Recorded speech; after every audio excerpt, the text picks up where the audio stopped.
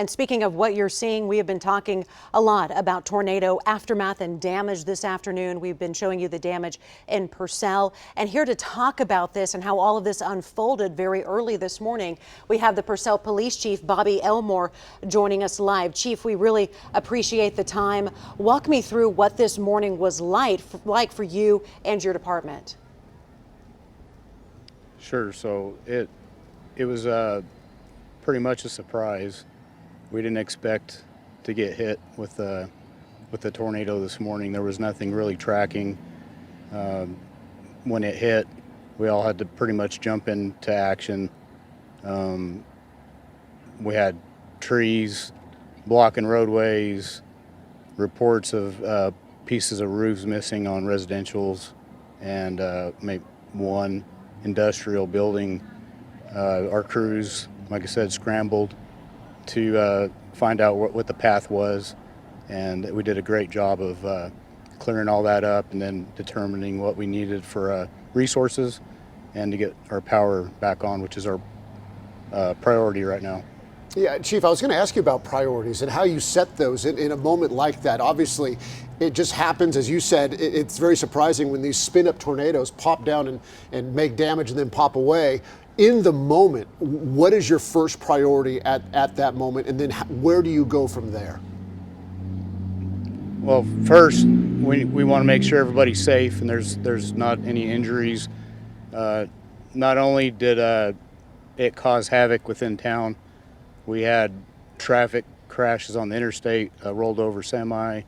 That's going to be our pretty much only reported injury that we had, and luckily it was a very minor injury that didn't need any kind of further attention than our EMS checking the person out on scene.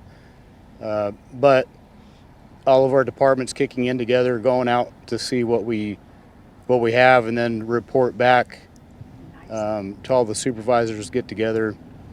It was obvious that it was just cleaning up certain areas, keeping in touch with businesses and schools, and then reaching out to the resources that we need.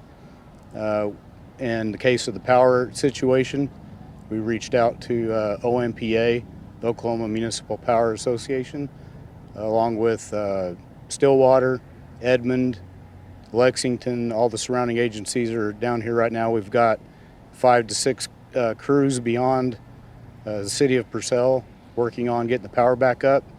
So we're working really hard on getting that done. A lot of people want to know how long it's going to be before they get power back. We're guesstimating, maybe 7 o'clock. I don't want to give any false hopes, but that's what we're shooting for. And right now I'm just waiting for more updates from our public works guys. I got a rundown from the state when it comes to what you are seeing there in Purcell. This is from the Purcell Fire Department. A reported tornado touched down in the city of Purcell. Widespread power outages, downed trees, power lines, 9 homes with roof damage, and the semi rollover that you mentioned there along I-35 with one injury. We were showing video of that from our Sky 5. A lot of different agencies come together to work on something like this. You have county, you have city, you have state agencies. How does that communication work for you, and how do you all determine which agency and which department is going to handle which crises at that moment? Well, a lot of the departments that are helping us out mutual aid wise are just showing up to see what we need.